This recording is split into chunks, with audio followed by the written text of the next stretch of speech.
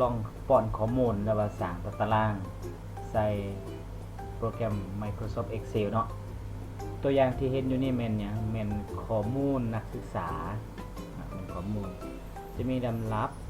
รหัสนักศึกษามีเพศชื่อจำนวนรายละเอียดต่างๆเนาะมาลองสร้างกันเบิ่งเนาะเบื้องต้นเราจะเฮ็ดจังได๋ก่อนเนาะให้พวกเราเข้าไปที่ไฟล์หรือว่า new ก่อนนะBlank Document เนี่ยเนาะอันนี้เป็น Blank Document เนาะเบื้องต้นให้เราเปลี่ยนฟอนต์ก่อนเนาะในการเปลี่ยนฟอนต์เนี่ยสามารถกดอย่าง Ctrl A อยู่แป้นคีย์บอร์ดก็ได้นะ Ctrl กับ A อยู่แป้นคีย์บอร์ดเนาะหรือกดใส่นี่ก็ได้นะกดใส่บนแท็บนี่ก็ได้นะหลังจากนั้นคลิกใส่แบบนี้เนาะเปลี่ยนฟอนต์ด้วยว่าถ้าเราต้องการอยากเปลี่ยนเป็นเพชรสระเราเขียนเพชรสระด้วยเนาะมันหัดออโต้ขึ้นมาเองเนาะขนาดนั้นเราต้องใส่12นะเวลาเราย้ายไปทุกเซลล์มันจะบ่เปลี่ยนเนาะ Microsoft Excel เนาะหลังจากนั้นเราไปที่เมนู Page Layout แล้วมาปรับเจียให้เป็น AC เนาะ ไป Page Layout ซ้าย AC ล่วงเจียให้เป็นล่วงตั้งขอบเจียเบื้องต้นนี้เราเอาตัวนี้ก่อนเนาะขอบเจียเนาะเอาตัวนี้เนาะเอาไปนี่เลยเอาส่วนนี้เนาะเจียนี่นะส่วนนี้หยับไว้นึงบัดนี้เขาจะมาเขียนเนี่ยมาเขียนสาธารณรัฐประชาธิปไตยประชาชนเนี่ยอย่างต่างๆเนาะข้อมูลเราต้องเขียนข้อมูลเนาะในการจะเขียนข้อมูลใส่ใน Excel นี่ต้องเป็นอย่างเบื้องต้นเนี่ยเขาเขียนอยู่นี่เนาะให้เขาคลิกเมาส์เส้นลากดึงมาแบบนี้เนาะแต่ห้ามแบบว่าคลิกแล้วมาดึงลากแบบนี้เนาะต้องคลิกเส้นลากแบบนี้แล้วไปเมนูโฮมเมิร์จเซลก่อนให้เซลแต่คอลัมน์ A จนถึงคอลัมน์ J นี่นะให้เป็นเซลเดียวกันเนาะว่าเมิร์จเซลก็เนาะใบตัวที่2ถ้าสีใส่ดึงลงมาสีอะไรเนาะพอมาปั๊บเนี่ยให้เป็นอันนั้นเห็นบอกให้เป็นเมิร์จคือกันนะหรือเขาต้องหรือเขาสามารถเห็นแบบนี้ถ้าสีสิเมิร์จเซลแบบนี้ก็ได้เนาะเขียนสาธารณรัฐประชาธิปไตยประชาชนลาว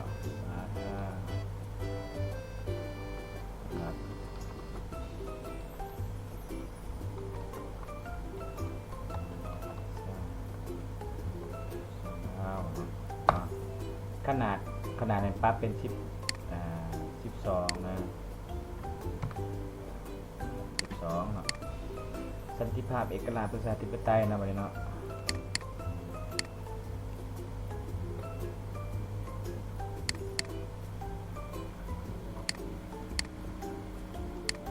ปรับเป็นกลางมาแล้ว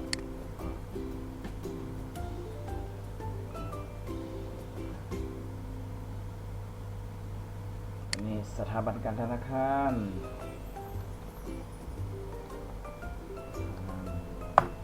แผนกบริหารราชการ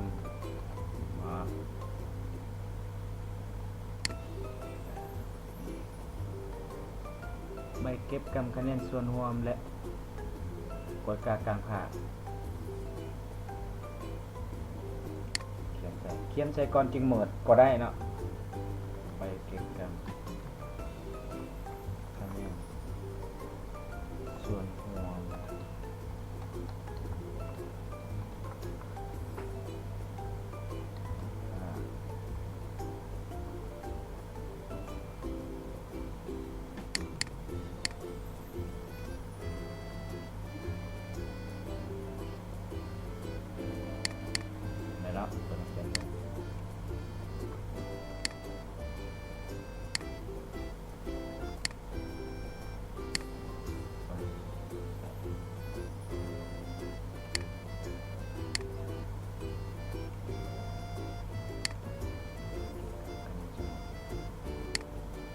มันเห็นยังไงกัน14ตัวเข็มเนาะ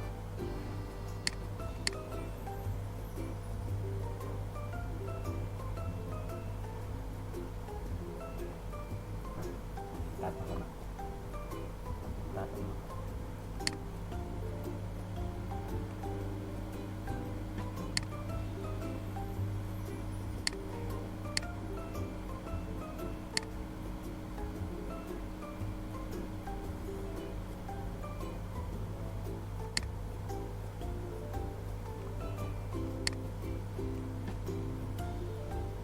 มาตัดจะแมนวีซ่าส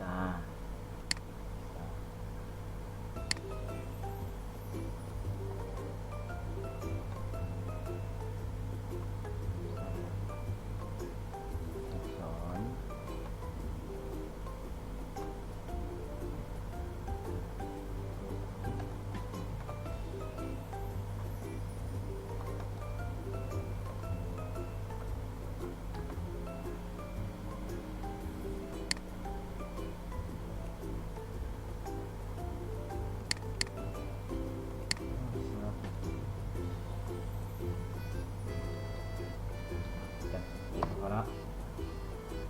ต่อมาแมนดำลับเนาะเบิ่งสังเกตเบิ่งก่อนเนาะโซนนี่เนาะมันเป็นดำลับนี่มันจะมี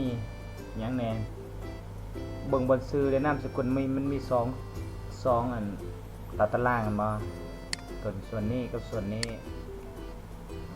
กับส่วนนี้บ่แต่ว่าบนเพศรหัสนักศึกษา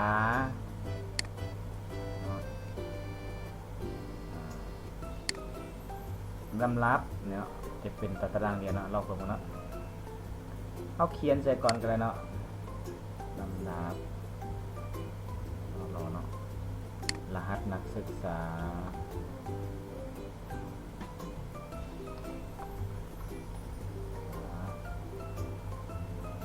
รหัสนักศึกษานี่จะยาวออกนิดนึงนะเขาต้องประมาณ3ปีเนาะเราจะเป็นเพศคือและนามสกุล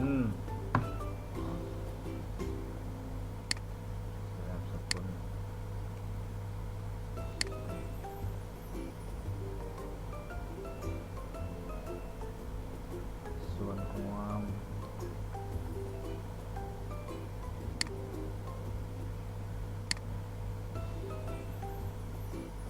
กฎการ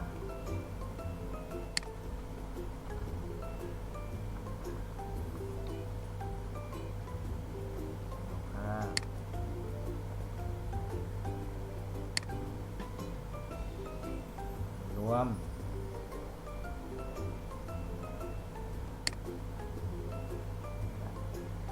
เนี่ยเนาะ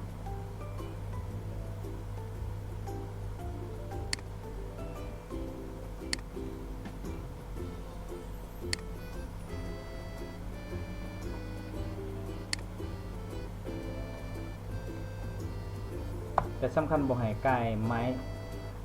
สำคัญบ่ให้เฮาเฮ็ดออกมาไก่เส้นขีดๆนี่เนาะ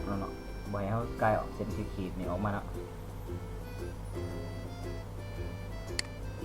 ขีดๆเนาะบ่ให้ไก่ออกมาเนาะเส้นขีดๆเนาะ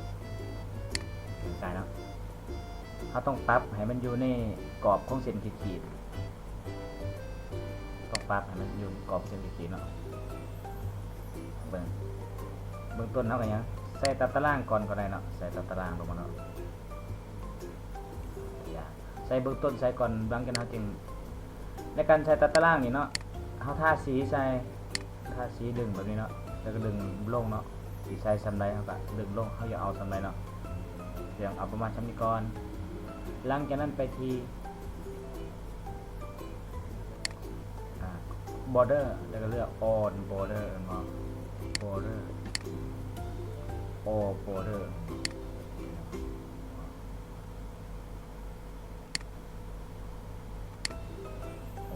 เนาะหลังจากนั้นเขาจังสมัยยังมาเมิดเซลตัวนี้ลำดับเนาะหมดมันจูท่าชี้ใส่รหัสนักศึกษา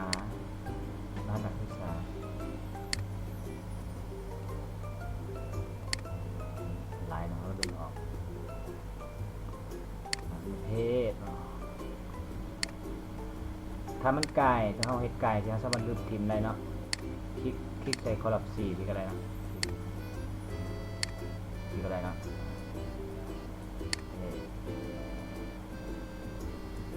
นามสกุลนักศึกษาไม่ต้องเป็นอย่างเช่นกันเนาะเมิร์เซลมาเพศก็เมิร์เซลส่วนนี้เนาะมันว่านะครับชื่อนามสกุลเนาะอันนี้เป็นส่วนนี้ต้องได้เหมือนบ่ส่วนห่วมก ดกากลางผ้ากากลางผ้าเนี่ยร่วมอันนี้เฮ็ดพื้นฐานก่อนเนาะห้องเฮียนห้องยังบัดนี้เขาจะมาใส่เนาะบัดนี้เขาปรับให้มันอยู่ตรงกลางบ่ทาสีใส่บัดเดียวเลยเนาะครับปรับบัดเดียวใส่ตรงกลางใส่เห็นบ่ปรับเป็นตรงกลางเนาะขนาดนี้เนาะติดปรับเป็นส่วนกลางเปิดก่อนน้ำรับเนาะน้ำรับผักกาดยับเบิ่งพอได้พอดีเนาะเอาตัวอย่างเอาจาก10นักศึกษา10คนเนาะเอาพิมพ์1 2เห็นบ่เอาสามารถคุมดำ1กับ2แบบนี้แล้ววางเมาส์มาใส่เป็นขีดแล้วก็ดึงลงเนาะประมาณนี้ตัวอย่างเอาประมาณ30เอา30คนได้ป่ะเอาในกิจกรรมเนี่ยต้องเป็น30คนได้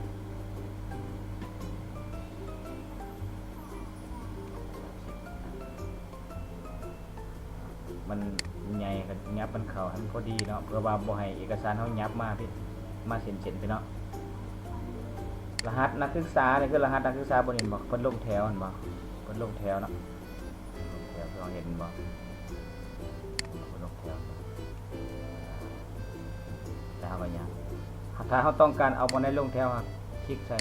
ตัวอย่างให้เมาส์ให้ตัวกระพริบมันอยู่ที่เห็นบ่ตัวกระพริบมันอยู่ที่เนาะแล้วกด Alt Enter อยู่แป้นคีย์บอร์ดแต่ว่าต้องเปลี่ยนคอมเป็นภาษาอังกฤษก่อนกดปุ่ม Alt Alt ปุ่ม Alt เนาะครับ Enter เนาะนี่เนาะ2ปุ่มนี้เนาะ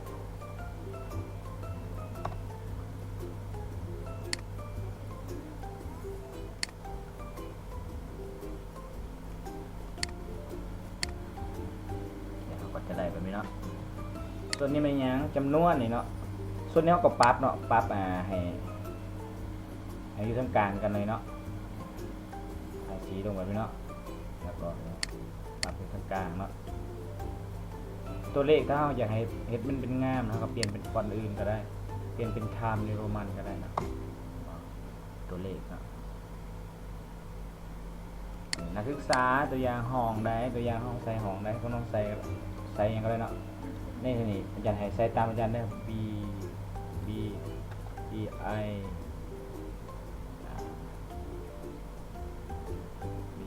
I 1 2 3 B I ใส่2026อันนี้ก็001สิก็ได้นะ B I หลังจากนั้นก็ดึงเนาะเอามาจี้ใส่เส้นนี้เนาะก็ดึงลงจะมาเองเนาะเราสามารถเปลี่ยนฟอนต์เปลี่ยนน้ำหลังก็ได้ฟอนต์เนาะเปลี่ยนไทม์อยู่ประมาณนั้นเนาะมันบ่พดมันยับกันได้ครับยับใส่นะส่วนนี้ชื่อนามสกุลเนาะเฮาสามารถนะเฮ็ดกันเมิดเนาะถ้าสีใส่เมิดแบบนี้เนาะถ้าสีใส่เมิดแบบนี้เนาะหรือเขาสามารถคลิกดึงชื่อเลยก็ได้เนาะดึงมาเลยแบบนี้เพื่อว่าให้มันยังให้มันเป็นเส้นนี้เนี่ยคลิกแบบนี้ออกมาเนาะมาให้มันเป็นเมอร์เชลเนาะแล้วเขาก็ใส่ตารางเนาะเขาสามารถใส่ตารางได้นะใส่ตารางถ้าสีใส่เข้าไป border on border กันบ้างใส่ตารางไปเนาะคืออยู่ใน Excel เนาะเราสามารถใส่สีสันต่างๆได้ใส่สีสันอยากใส่สีหยังตัวอย่างเราสามารถปรับสีได้บ่ปรับสีได้หรือเราอยากใส่สีเดียวทั้งเบิดเราก็สามารถใส่ได้นะหรือสีตัวอักษรมันสีตัวอักษรบ่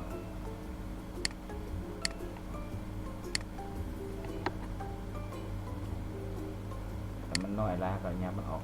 ยับกันในการยับนะครับถ้าคลิกอยู่เบื้องซ้ายสุดพี่เนาะคลิกบนดับพี่เนาะแล้วก็ดึงลงในหนึ่งบ่จะเบิ่งเขาก็จะเบิ่งออกเนาะ ซื้อในนามสกุลเนี่ยก็ยับออกนิดนึงให้มันใหญ่ออกเนาะคือกวดกากลางผ้ากันเนาะบนนี้เนาะดึงใช่ผ้าที่ใส่เมิดเซลล์เนาะ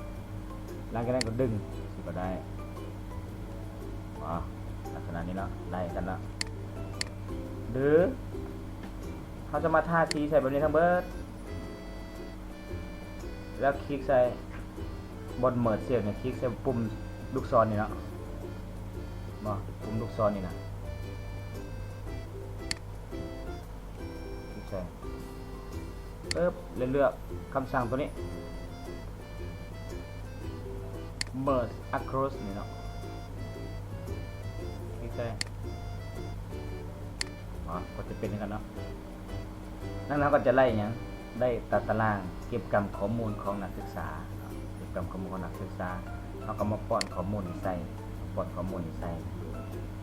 มันนี้มาเบิ่งวิธีแป้งคือตัวอย่างบนนี้นะมันบ่พอดีเขาก็เมิดใหม่แก้ขึ้นใหม่เบิ่งขึ้นใหม่เนาะเมิดขึ้นใหม่เห็นบ่สีใส่เมิดขึ้นใหม่นั่นนี่เนาะปั๊บเป็นตัวเข้มก็ใช้ตัว B เนาะส่วนนี้เขาก็ปั๊บเป็นตัวเข็มเนาะลักษณะคือกันกับต้นฉบับมันเนาะว่าตัวใดมันบ่พอดีเขาก็ยับออกในการยับเขาต้องยับอยู่พี่เนาะยับไปถึงลักษณะนี้ส่วนนี้ก็ยับมันจำเบิ่งขึ้นเนาะนี่ก็ปั๊บตัวซื้อสีดำวิธีการได้ก็แล้วแต่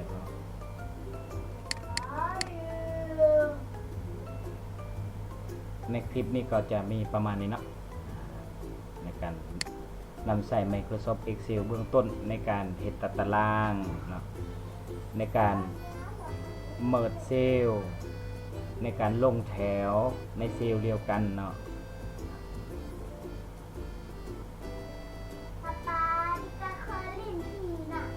มาฮอนนี่ก็ถือว่าสำเร็จนะพวกเราเนาะติดตามคลิปต่อไป